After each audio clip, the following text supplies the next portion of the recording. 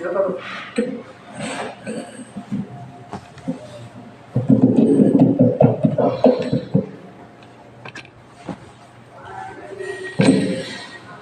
na marami, diba? Kasi mabinanan sila. Om Ginatmandasya Gananjana Salakaya Chakshumalitam Yena Tasmai Shri Gurave Namaha.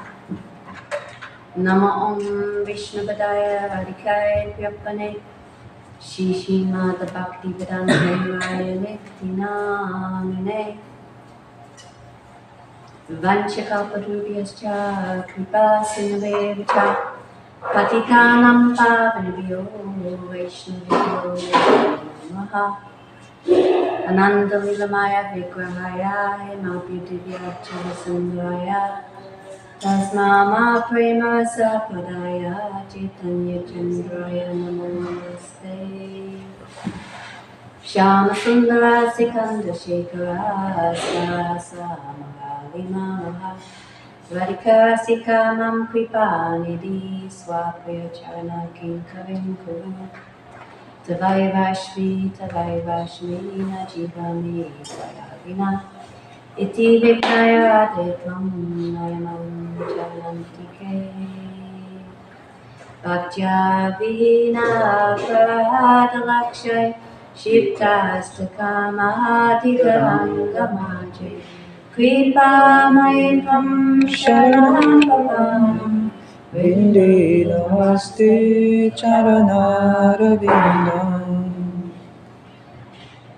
Shri Krishna Chaitanya Prabhu Nityananda Shri Advaita Gadadhara Shivasadi Shri Gaura Bhaktavinda Hare Krishna, Krishna Krishna, Hare Hare, Hare Rama, Hare Rama, Rama Rama, Hare Hare. So, before I begin, I'd like to offer my humble and most respectful obeisances. Time and time again, I offer my heart like flowers at the dust of the lotus feet of my Gurudev, Nityalila Bhushan Vishnupad Astotasta Shishinad Bhaktivedanta Narayan Goswami Maharaj. And at the same time, I offer my Koti Koti Dandavat Pranams, my unlimited obeisances at the dust of the lotus feet of my Param Gurudevs, Nityalila Bhushan Vishnupad Astotasta Shishinad Bhaktivedanta Swami Maharaj Prabhupada, and Nityalila Vishnupad Astotara Sata Shishimad Bhakti Lagyana Keshava Goswami Maharaj. And also I offer my unlimited obeisances unto all Vaishnavas and Vaishnavis and all assembled devotees here and guests. Please accept my Dandavat Pranams. Okay, so I was thinking to speak on Bhagavad-gita, as in the evenings you were speaking on Bhagavad-gita. Yeah. So something about the essence of Bhagavad-gita as Gurudev explained. So everyone here is familiar with Bhagavad-gita, and I'm sure you've all read it, maybe more than once, I don't know. Has everyone read Bhagavad-gita here? Nabasa na kayo? Okay, so it's said that the Bhagavad-gita is like a cow. And Krishna is like a cowherd boy, and Arjuna is like a calf. So Krishna is milking the knowledge of Bhagavad-gita and feeding it to his dear devotee Arjuna. So Arjuna is drinking the instructions of Bhagavad-gita, and after how many verses? I think 700 verses in Bhagavad-gita. Around 700, yeah. So then Arjuna is completely convinced of what Krishna is directing him to do, and he's completely understood the essence of the entire Gita. Everyone here understands English, right? Yeah. So Bhagavad-gita is known as an Upanishad, and actually it's called the Gita Upanishad. So there are many Upanishads, but of all the Upanishads, Bhagavad-gita is the most important. So it's said to be the crown jewel of all the Upanishads, and it contains the essence of all knowledge. So, Bhagavad-gita, it has 5 subjects. What are those 5 subjects? If anyone can remember? Time.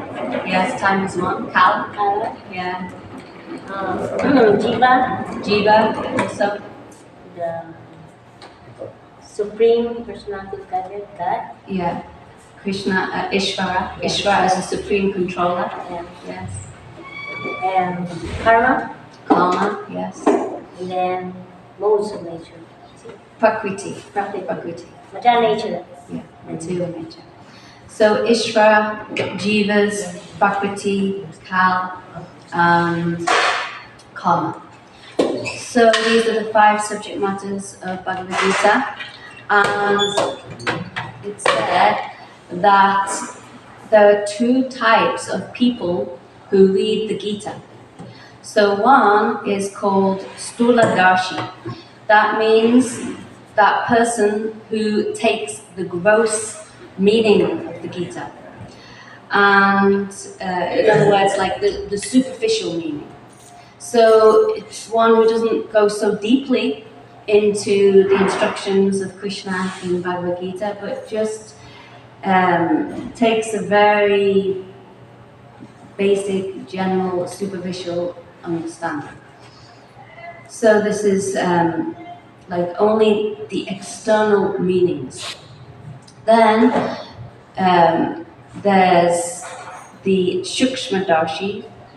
They have like fine discrimination, and they dive more deeply into the purport of Bhagavad Gita.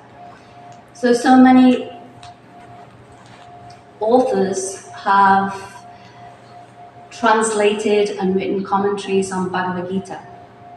But Srila Prabhupada was very disappointed when he came to the West, because he saw that there's not any really true translations and commentaries as it is according to what Krishna instructed. So that's why Srila Prabhupada, he translated Bhagavad Gita and called it Bhagavad Gita As It Is, because it's directly Krishna's words, the direct meaning that Krishna was giving, and the purports are exactly in line with those translations. So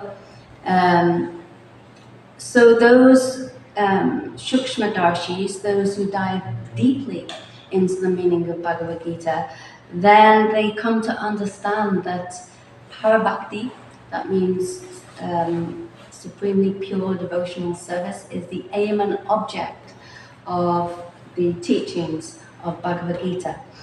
So there's 18 chapters in the Bhagavad Gita, and the first 6 chapters are what? They're about what? Karma Yoga.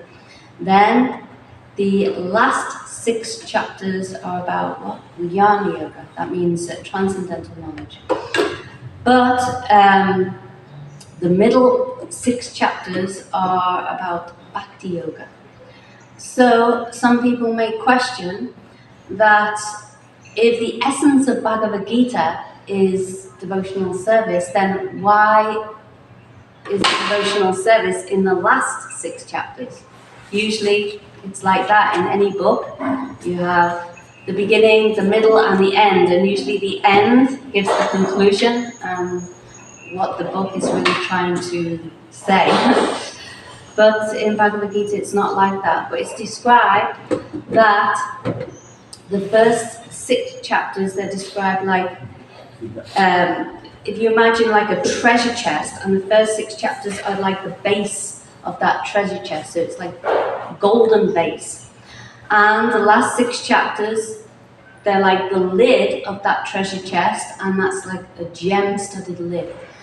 And what's inside that treasure chest is most important, and that is the hidden jewel, and that hidden jewel is bhakti, pure devotional service. So without bhakti yoga, we know that karma and jnana cannot even give any results. So many people in this world, they're practicing karma, they're practicing jnana, but if they leave aside bhakti, then they won't even get the result of their practices of karma and jnana.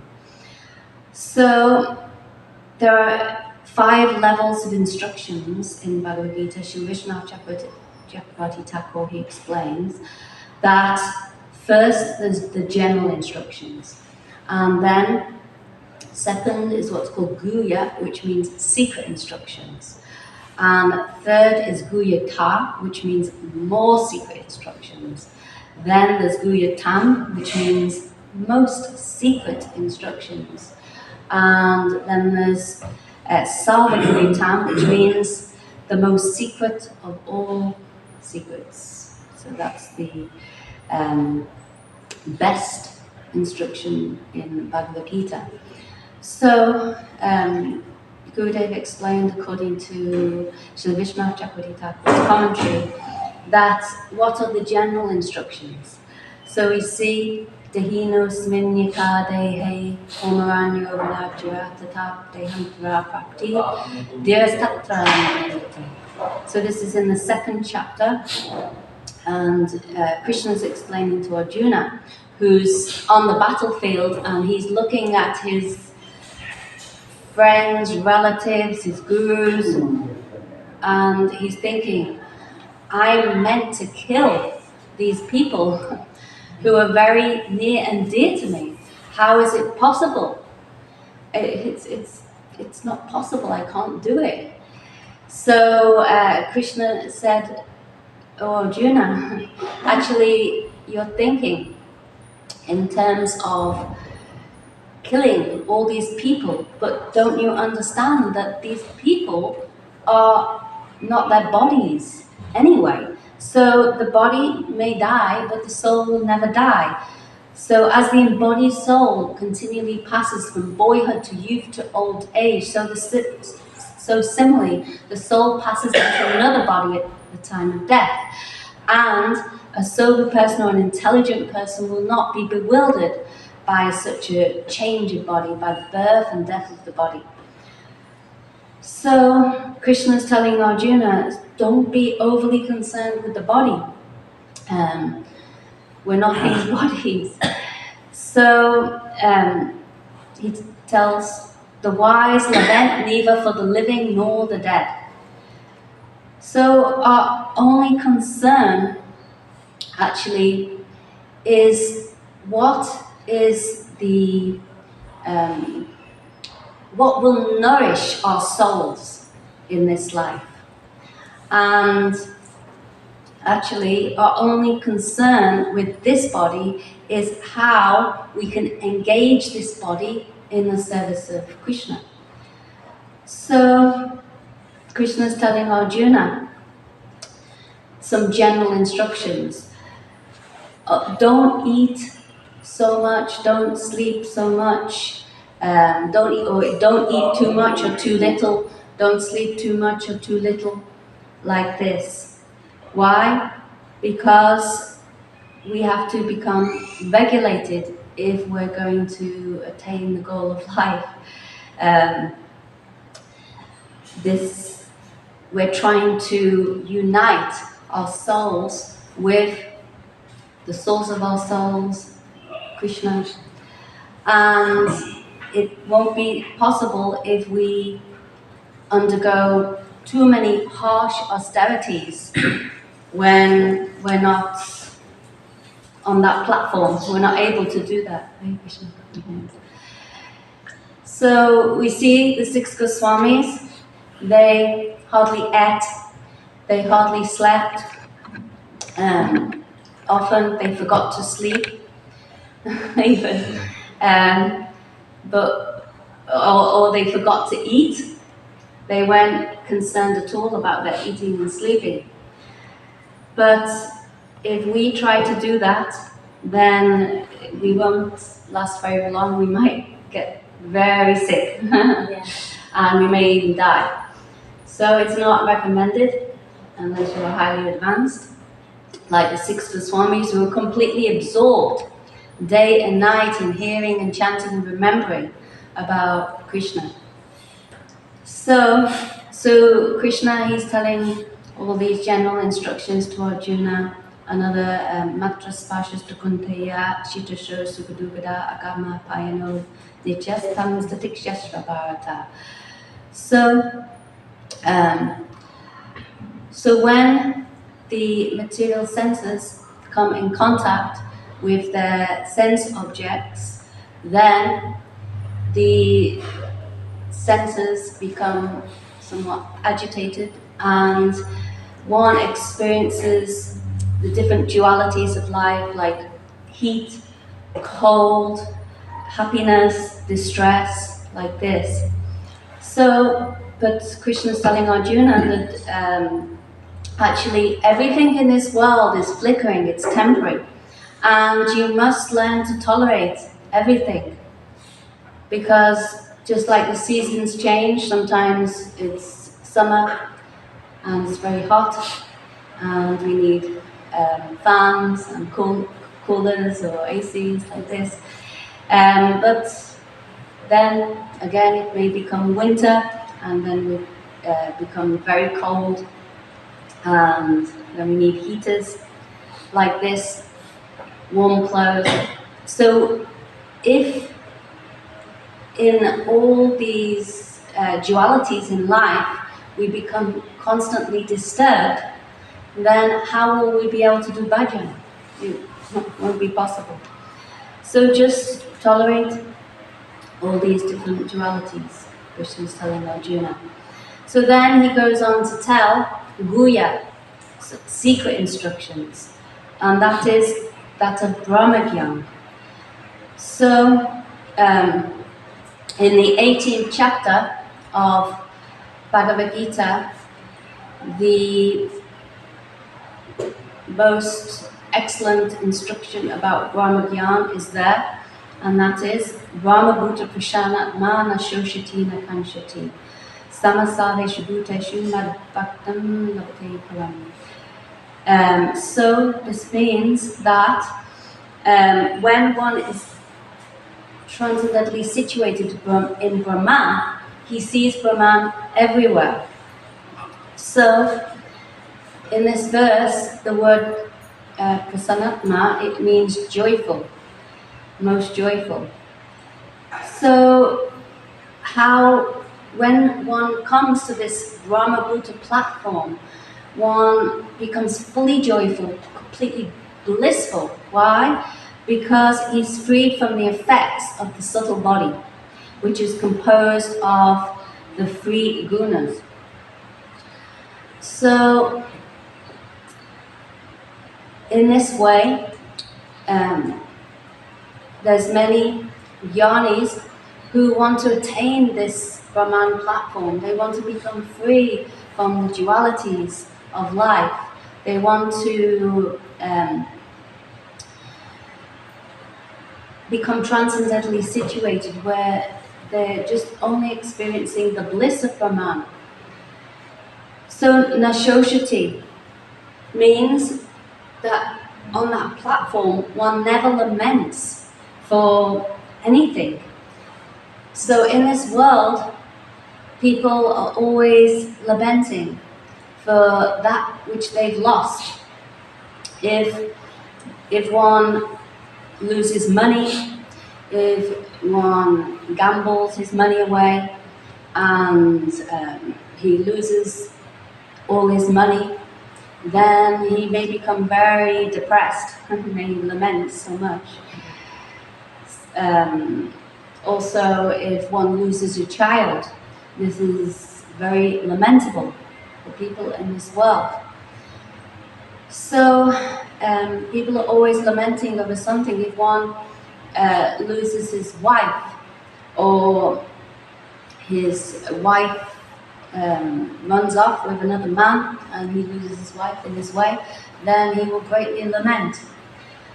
So that person who's on the Brahma Buddha platform, he will never lament over anything. He won't be affected over anything. Why? Because he's completely detached. He doesn't have any attachments in this world. So then there's Nakanshati. This is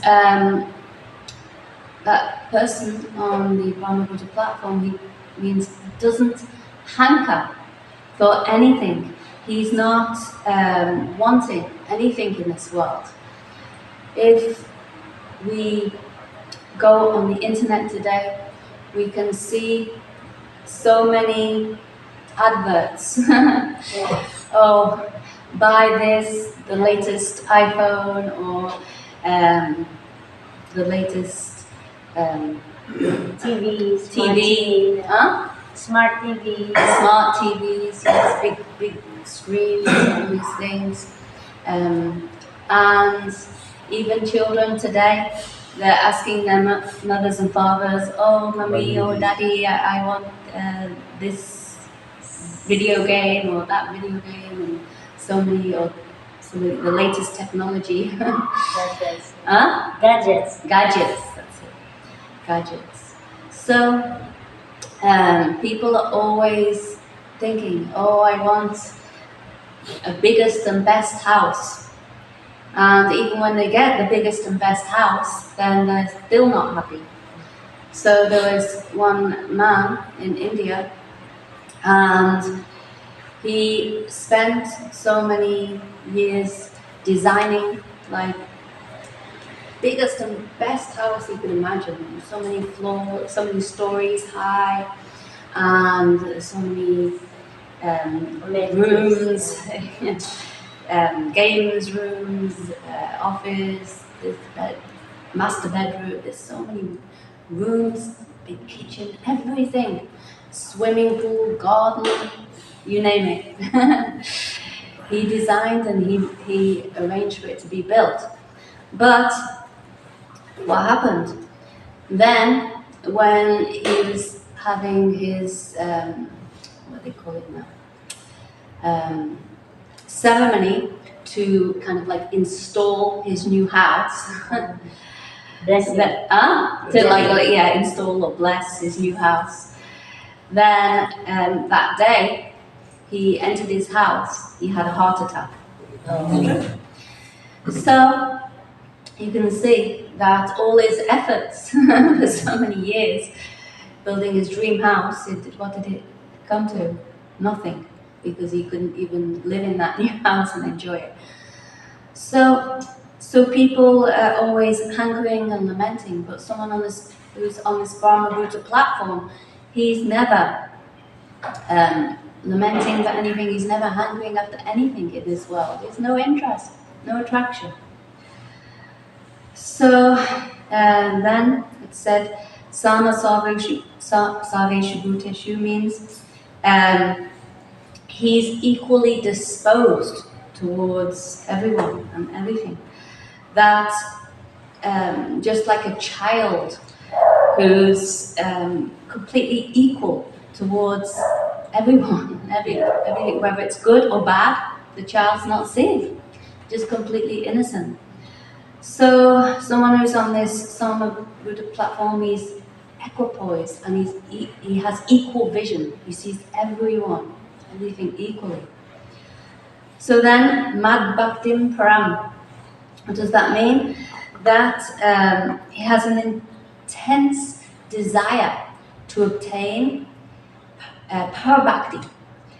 So that means supremely pure devotional service, unalloyed devotional service. But that desire will only really come in his heart if he has association with pure devotees. So If one's on the Brahmaputra platform but he doesn't get that association with pure devotees, then that desire may never come to attain pure devotional service.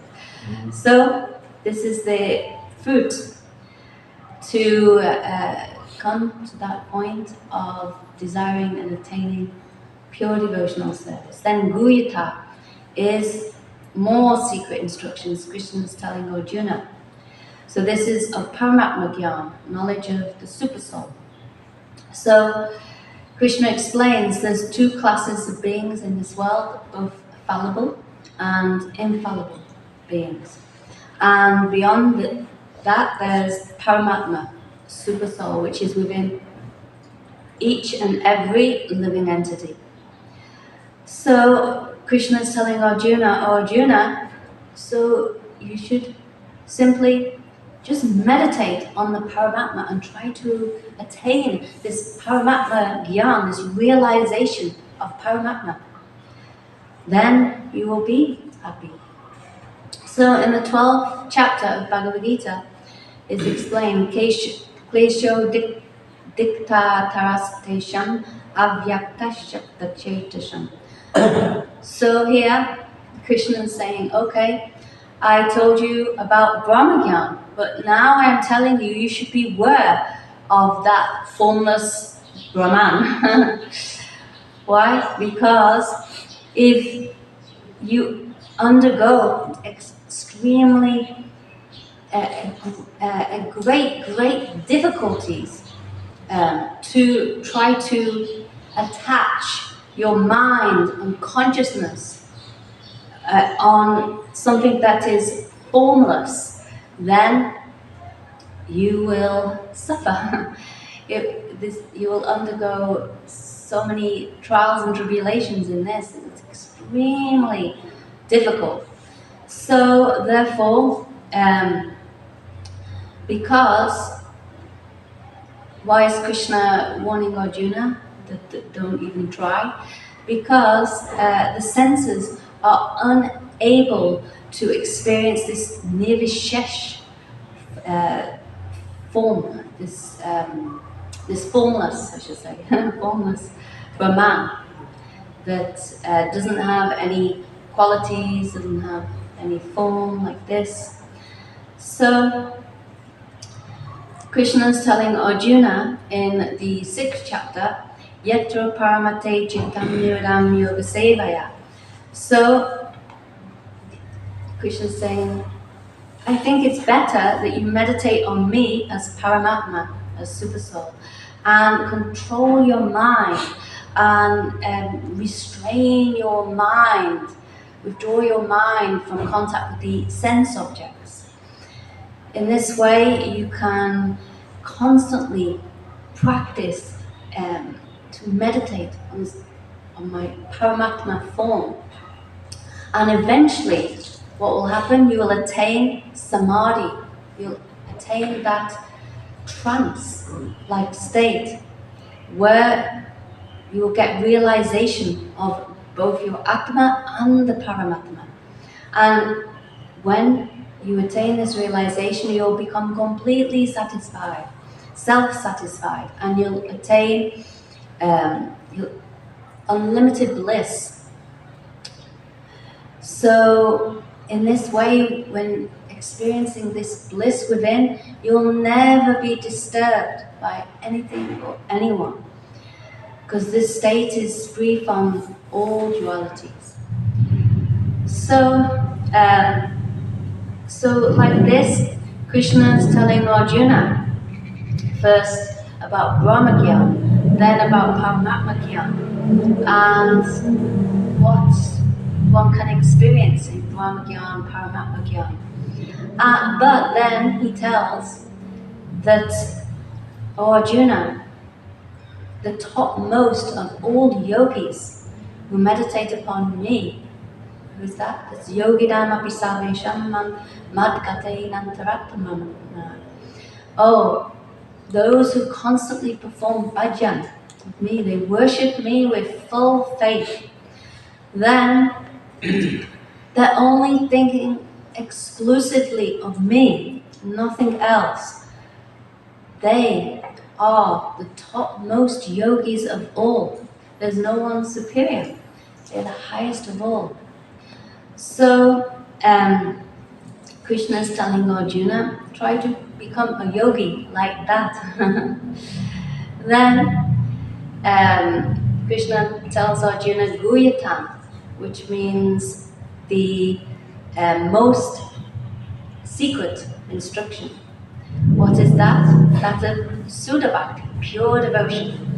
So in the 9th chapter, Krishna tells Arjuna, Mahatmanas tumam partha daivim prakritam. So the Mahatmas, those great souls who take shelter in my divine nature, then they know me to be the original, origin, and imperishable cause of all beings.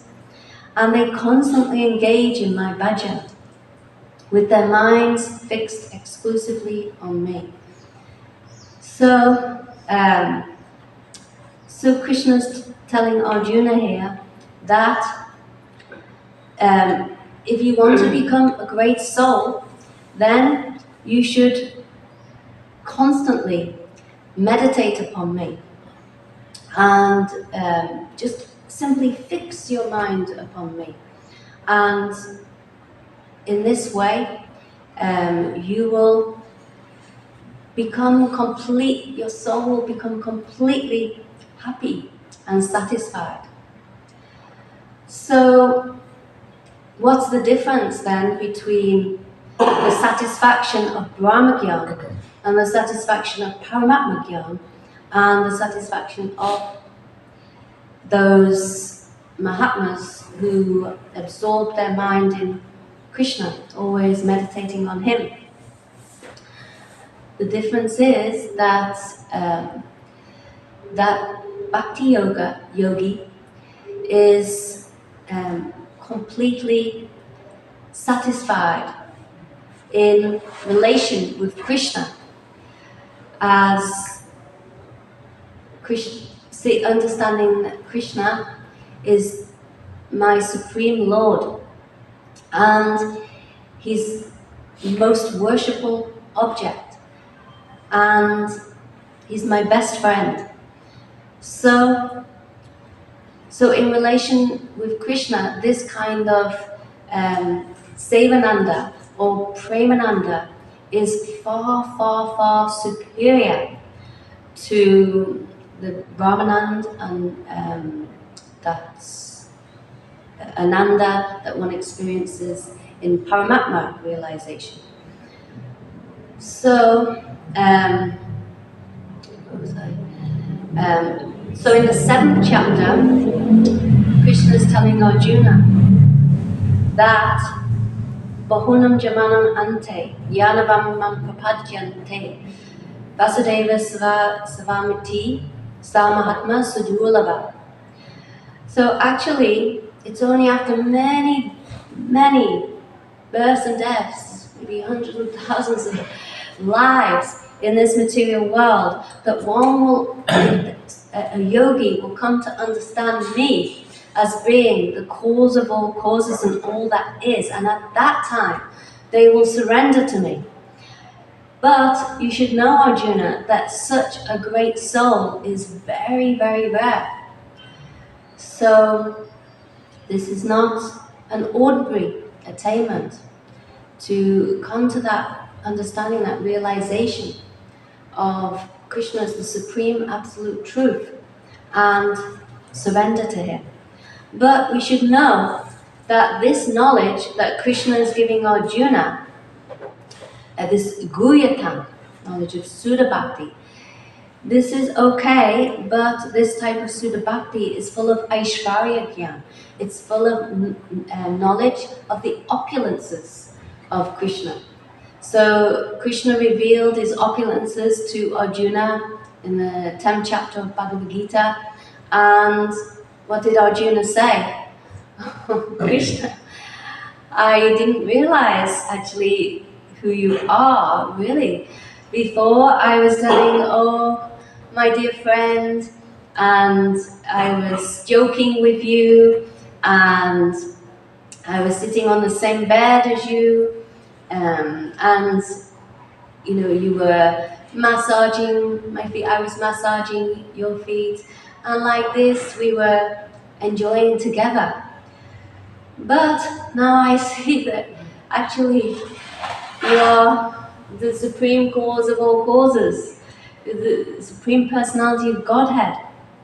And I can only say, please forgive me for treating you in such a lowly way.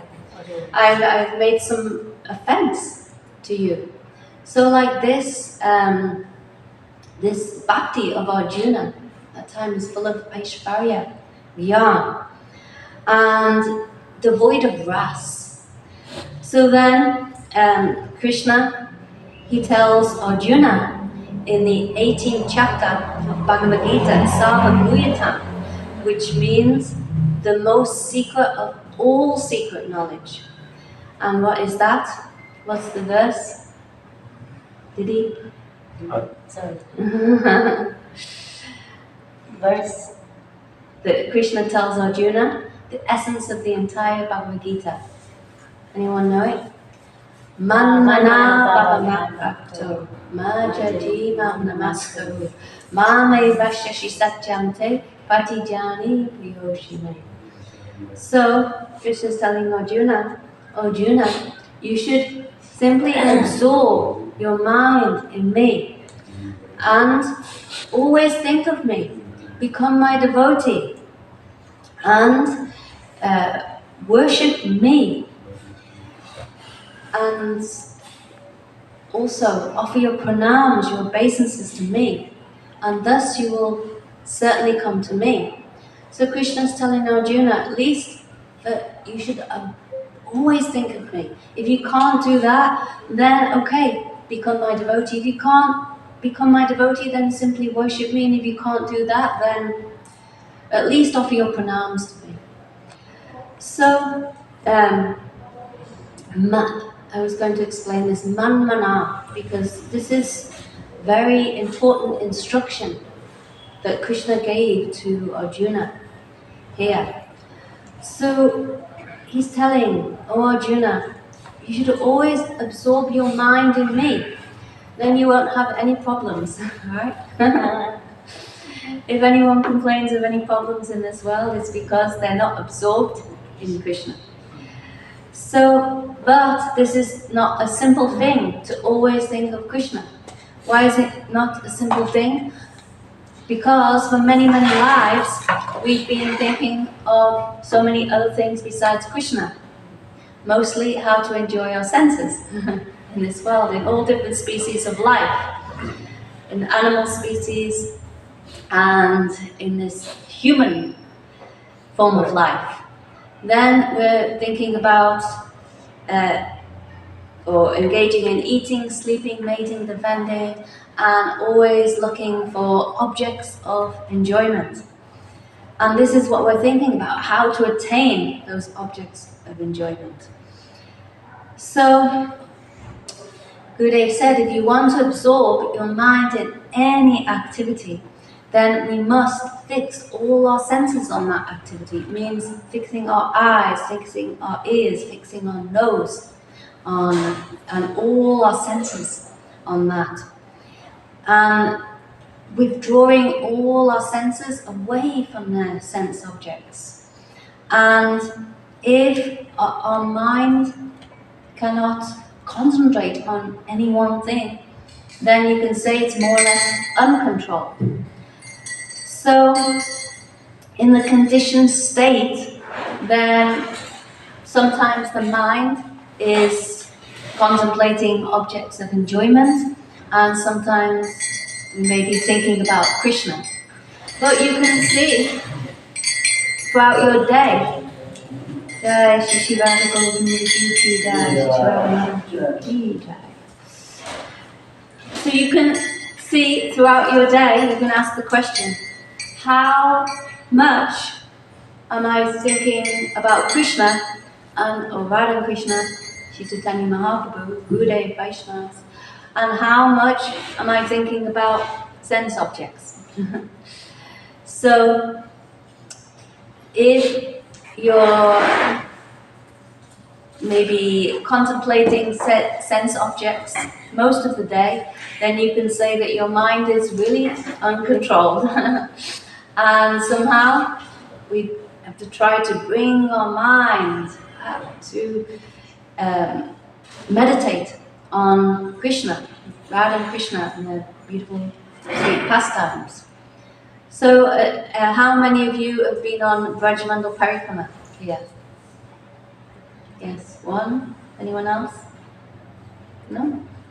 Okay. So, Gurudev, he said that if your mind is uncontrolled, then simple thing is to take your mind on Brajamandal Parikrama.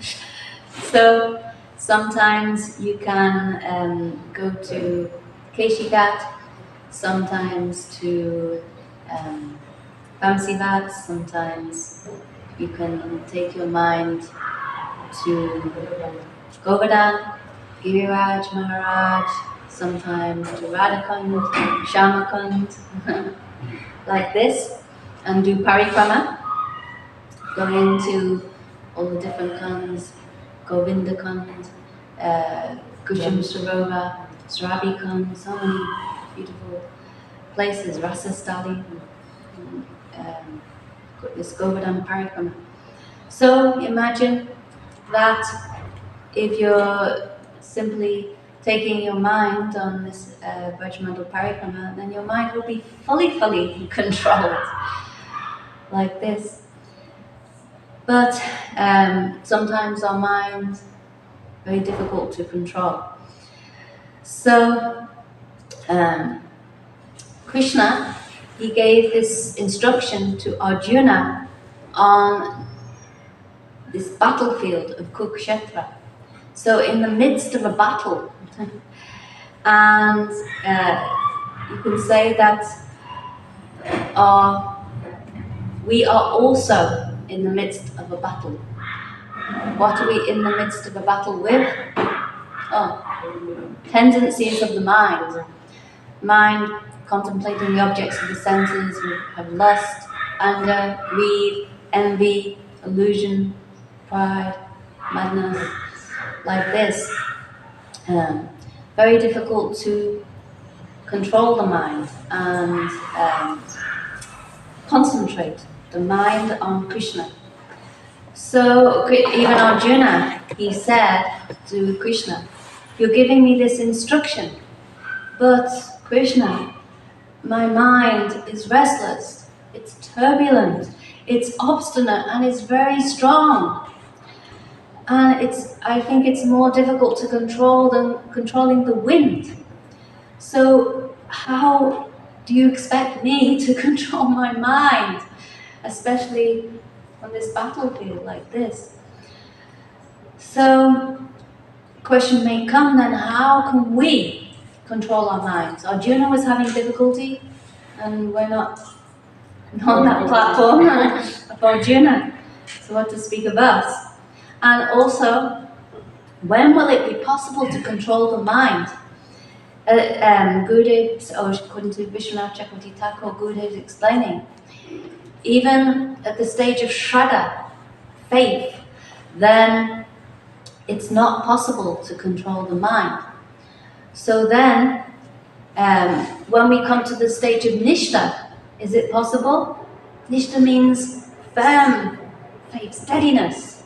So we should be able to control the mind at that stage, surely. But no, it's still not possible. So at the stage of Ruchi, is it possible? So Gurudev said, no, it's still not possible. Then, when will it be possible? At the stage of a Shakti? That means deep attachment to Krishna. Gurudev said, we can give perhaps half of our minds and hearts to Krishna at the stage of a Shakti, deep attachment to Krishna. So can you imagine? If anyone's attached to any object in this world, they will be constantly thinking of that object. right? If a boy is attached to a girl, he will be constantly thinking of that girl, how beautiful she is, how many nice qualities she has, like that. So when we're going through this process of bhakti, going through the different stages of bhakti, and we come to that stage of a shakti, deep attachment, but still we can't fully give our minds and hearts to Krishna, only perhaps half. We cannot fully think of Krishna all the time, 24 hours a day, every day. So then, what about the stage of bhav? At that stage, we will be able to fully concentrate on Krishna? No, still. We can perhaps give 3/4 of our minds and hearts to Krishna. So we can, mostly think of him, meditate on him, Radha and Krishna, the name, form, qualities and pastimes, but not fully, still. So, when will it be possible? Only at the stage of praying, when one has pure love of Krishna, then and only then will it be possible to fully give our minds and hearts to Krishna. So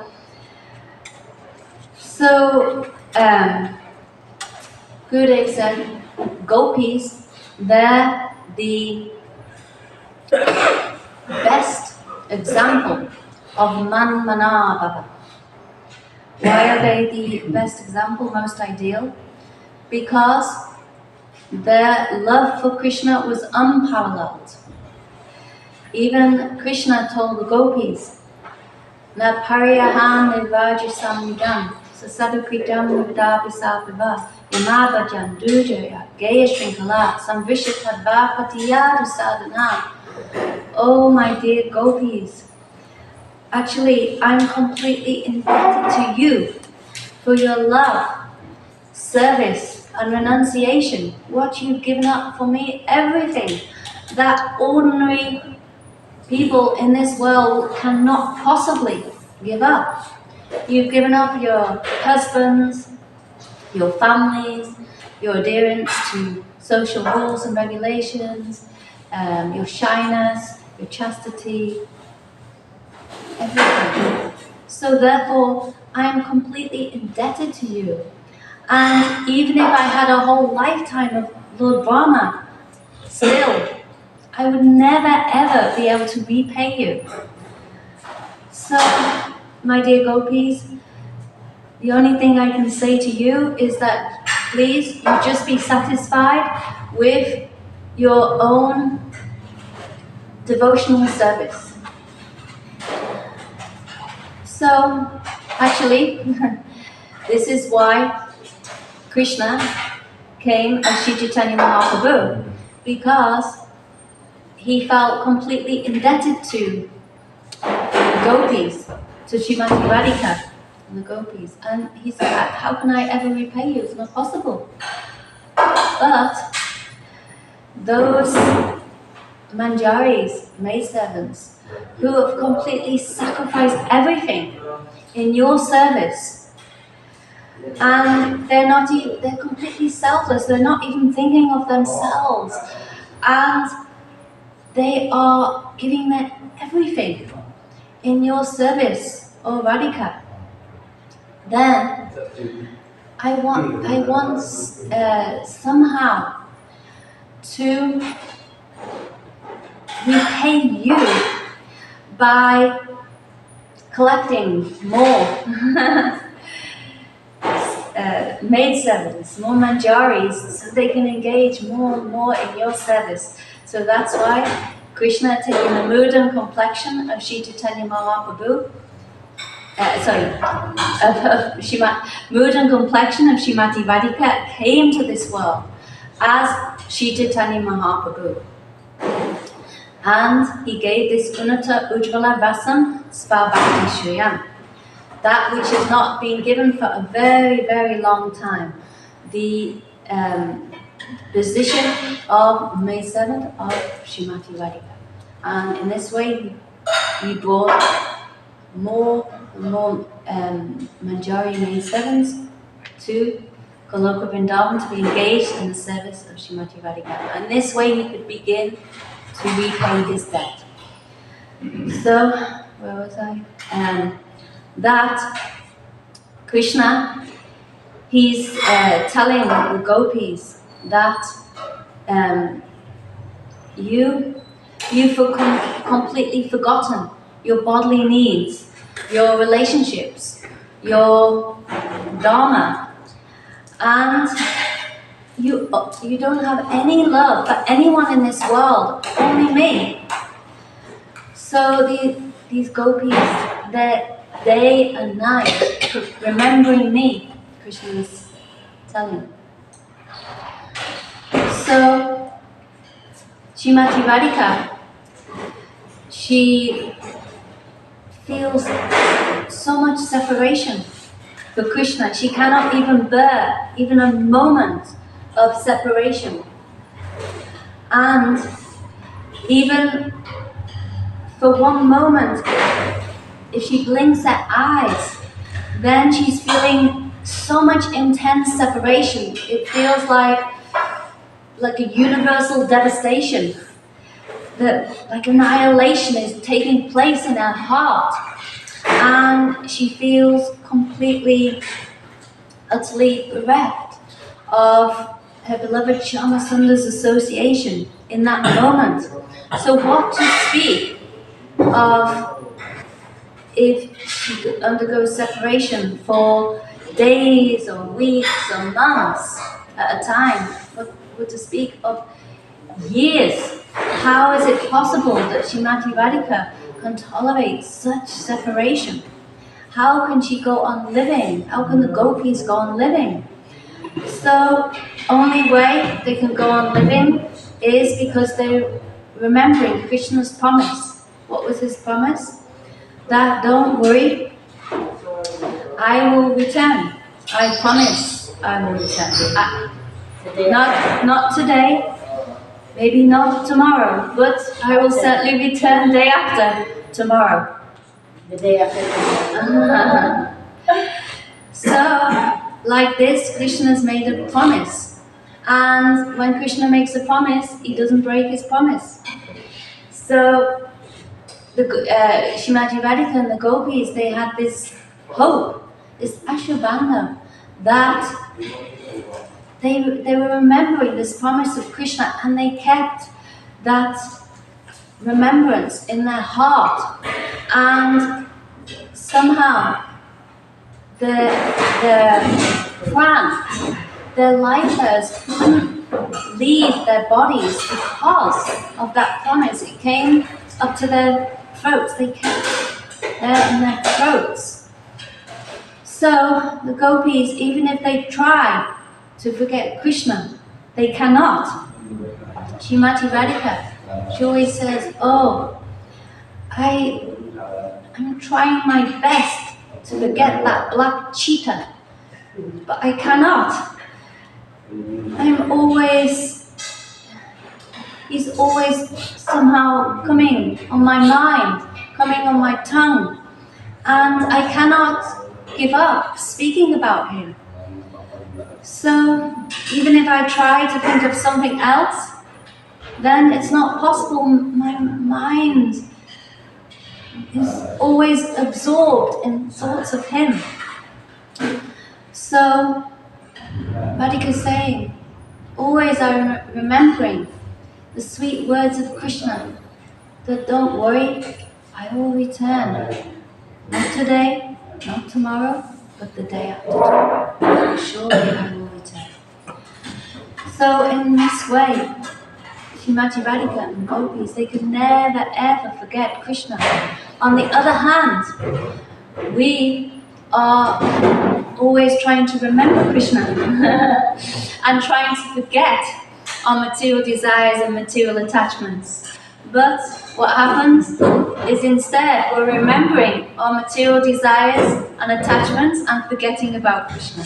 This is our conditioned state. So giving our mind to someone is very difficult, Gurudev said. But if someone takes our mind and heart, then it becomes very easy. So it's Krishna. It said, "Nayam natnapachinena labyo na media na bo na shutena yam evisha vinatutena labyas taishesha atma vinate kanusram." This means that Krishna reveals himself actually to he whom he himself chooses, and not to anyone else. So we can try our level best to see Krishna and see the beautiful form of Krishna. But we will never truly see Krishna until he himself chooses to reveal himself to us. So who will he choose to reveal himself to? He will choose to reveal himself to that person, that devotee, who's completely surrendered to him, who's completely offered himself or herself to him. And he's offered himself unconditionally. To that person, he'll manifest his very own form. So, I know you're all very hungry, and I don't want you to become angry with me, but I'll just finish by telling one pastime that Krishna told in this, that Gurudev told in this regard, that if we really want to give our hearts to Krishna, it will be very difficult. But if he desires to take our heart, then it can be possible. But Krishna will only take that heart of that devotee who is completely pure in heart, and that heart which is full of bhakti ras. Then Krishna will be very eager to steal that heart of that devotee who is pure, completely pure and full of bhakti ras. So Gurudev would tell this pastime of the newly married gopi, how Krishna took her heart. So Krishna, in Braj, every day, he would take his cows out for grazing. And he would go with his sakas, and cowhead boys, they would be singing and playing on their flutes and blowing their horns and praising Krishna, like saying sadhu, sadhu, like this.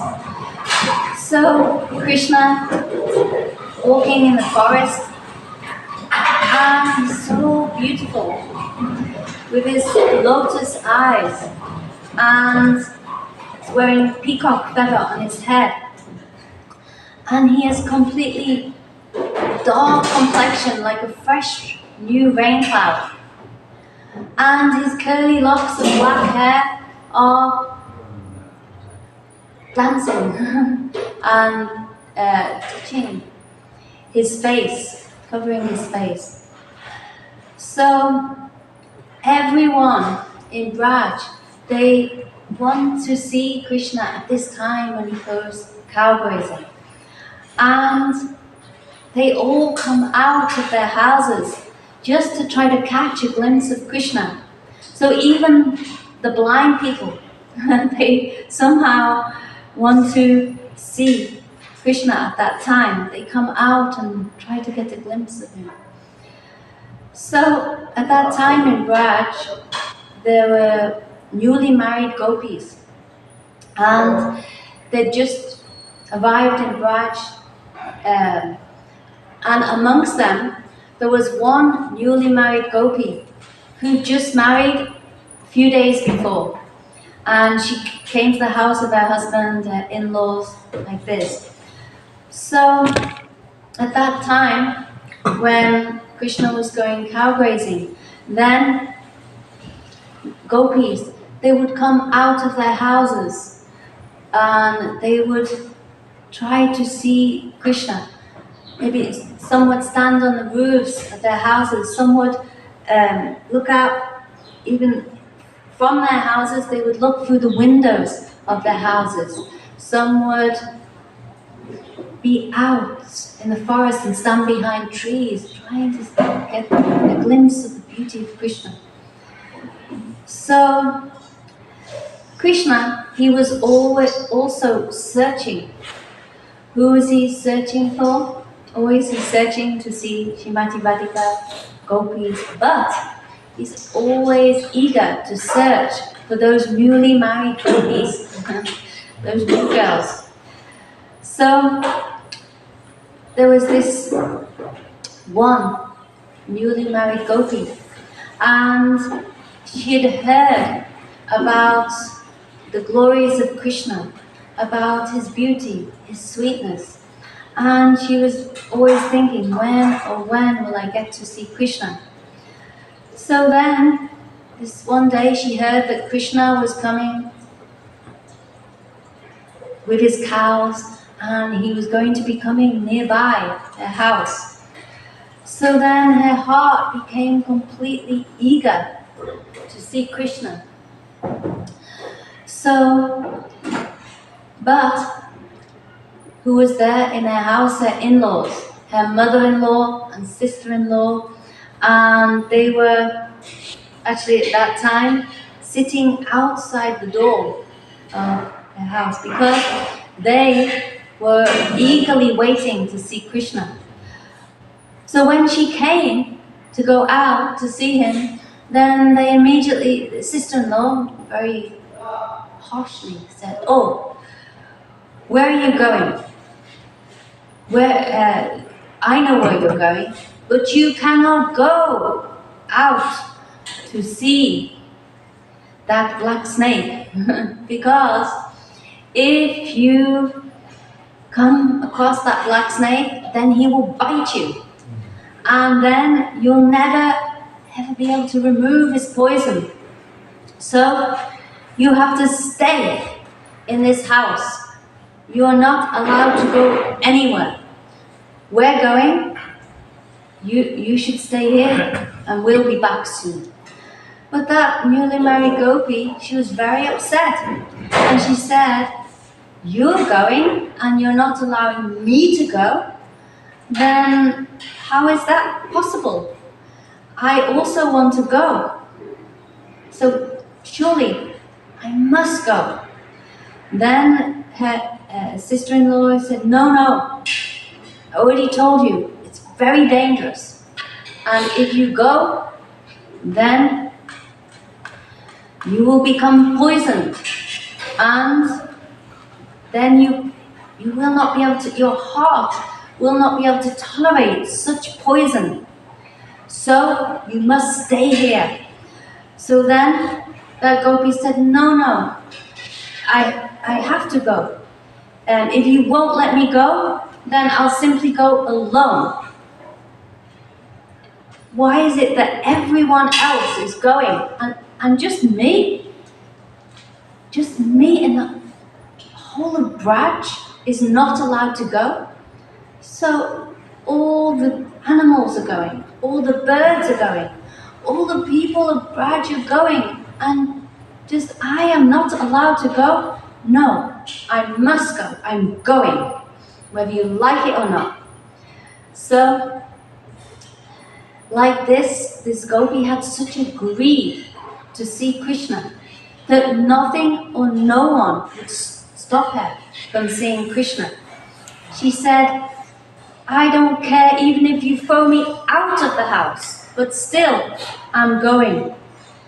So then Krishna, he knew that she had such a greed. So what did he do?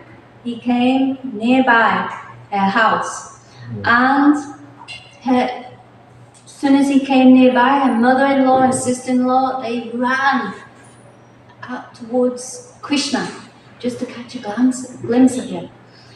And when they left, that girl was left alone. So she stepped forward and she was still afraid to go outside, so she peered through like a crack in the door so she could see the beauty of Krishna. So then Krishna, he knew, he came nearby and he was standing in his threefold bended form, holding flute to his lips and playing his flute. The nectar from his heart came through the holes of that flute and it spread everywhere in Braj. And that gopi, she was completely mesmerized. So Krishna, he knew how eager this newly married gopi was to see him. So he immediately came very close to the door where she was standing. And he wanted to play a trick. So what did he do? He pulled the tail of a calf, one of his calves. And that calf immediately ran very close to the door of that house, Gopi. And then Krishna, he ran after his calf.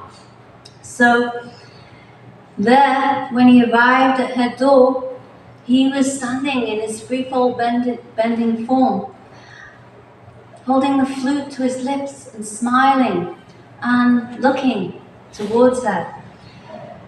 So at that time, her heart was completely stolen. She was finished. That poison had entered her heart and she couldn't take it out. So what did she do? She just stood there motionlessly, like a statue, staring, drinking the nectar of Krishna's beauty. So Gurudev said, this is manmana bhava. This is how one can become completely absorbed in Krishna.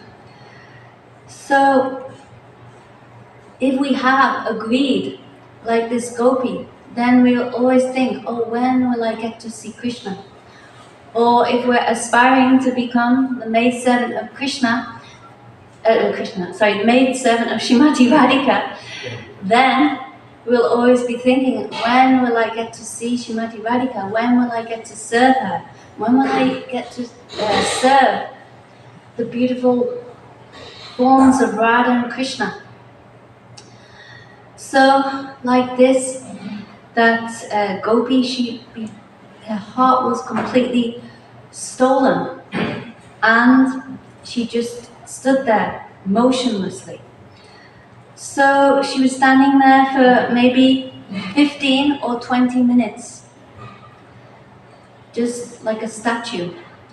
And Krishna had long gone. He'd already left and he'd gone into the forest. He could no longer be seen even. But where was her mind? Her mind was with Krishna.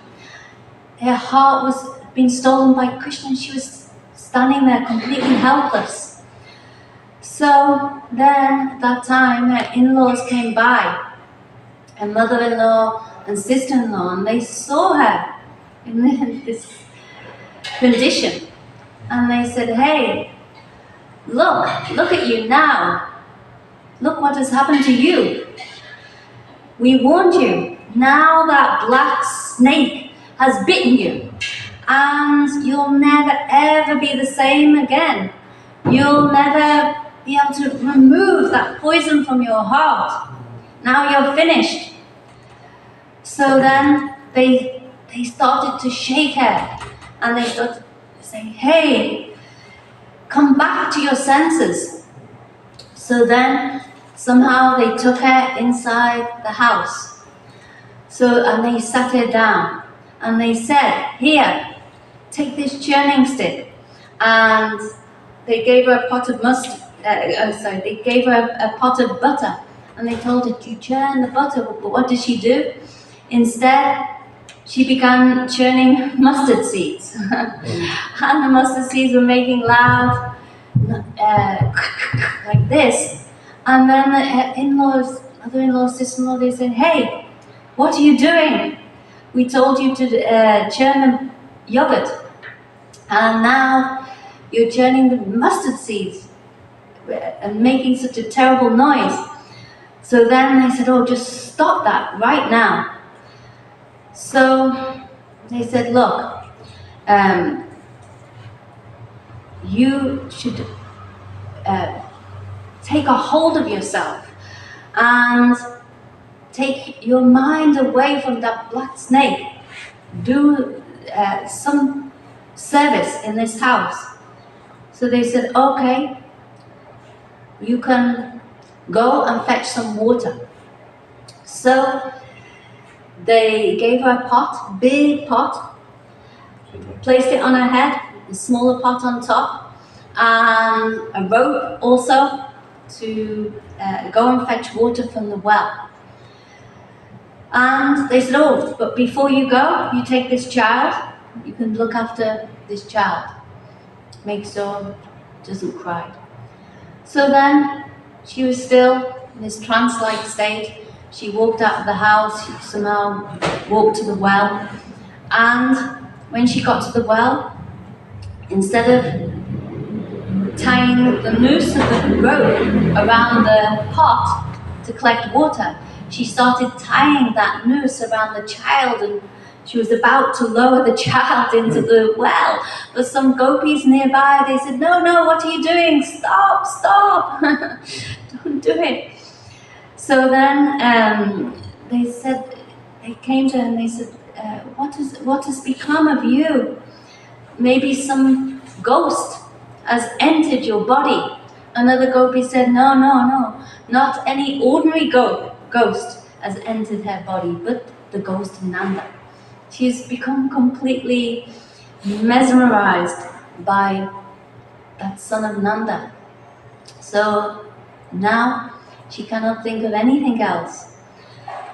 So at that time, then that gopi, she was only thinking of Krishna and nothing else. She was completely absorbed in Krishna, thinking of his beautiful form, thinking of his sweet qualities, and she couldn't think of anything else. So Krishna told Arjuna that this is Manmana Bhava. This is how you can always think of me and absorb your mind in me. Think of my form, think of my qualities, and think of nothing else. So Arjuna, he said at that time to Krishna that, my Lord, oh Krishna, it's very, very difficult to think of you in that way, like the gopis. How would you expect me to do that on this battlefield? It's not possible, actually. I cannot possibly give my heart fully to you here. So we can think that we're also in the midst of a battlefield, and it's very difficult to fully give our mind and hearts to Krishna, because we may think that there are so many problems in this world. We may think, oh, I have so many problems. Gurudev said, why are we always up and down and always worried, always in a weeping mood, always thinking, oh, I have this problem with my wife, or I have this problem with my child, and always weeping over our problems. Gurudev said, weep instead for Krishna. He said, I don't want to hear that I have this problem or that problem. Who is creating your problems? Actually, is Krishna creating your problems? No. Oh. Only Us. We ourselves are creating our problems. So, Buddha said, we have tasted so many things in this world. We have so many like unlimited material desires and attachments. And we want to taste the same things again and again. And we think that this will make us happy and satisfied in this world. But if it hasn't made us happy in the past, then why will it make us happy now? So we can never ever become happy in this world by fulfillment of our material desires. So what is the answer? How will we become completely happy and satisfied? Only if we try to do bhajan. So even if it seems like we're in the midst of problems and difficulties, so many challenges in this world, but still, Buddha said, try to do bhajan in the midst of all problems, keeping our feet on the head of problems. So, in this way, Buddha said there should be no word problem in our dictionary, because if we always think of Krishna, Radha and Krishna, and how will I serve Krishna? How will I serve Gurudev? How will I serve Vaishnavas? Then there will certainly be no problems. It will be very, very far away from all problems. So, in this way, we can do bhajan if we just simply always think of how to serve Krishna. And if we don't think of Krishna like this, become absorbed in Radha and Krishna, then it won't be possible to do bhajan, because we'll always be thinking about problems and problems and problems. They're coming like waves in the ocean, one after another. We cannot stop them. So better to always become absorbed in Radha and Krishna. And Gurudev, he once said that in our life, many problems may come, but we don't have to be concerned with those problems. Why? Why? Because we can think that our goal is so high, very, very high goal we have, to become the Dasis of Srimati Radhika. So any problems in this world are so-called problems because they're completely insignificant compared to what is our goal. So like this, we can try to absorb our mind and heart in Radha and Krishna, in their name, form, qualities and pastimes. And always pray to take shelter of Guru and Vaishnavas who are always absorbed, and pray that by their mercy and blessings we can become similarly absorbed in the same way. So with that, I end my speech, and if anyone has any questions or comments, then please speak out. I'll maybe finish this verse next Sunday.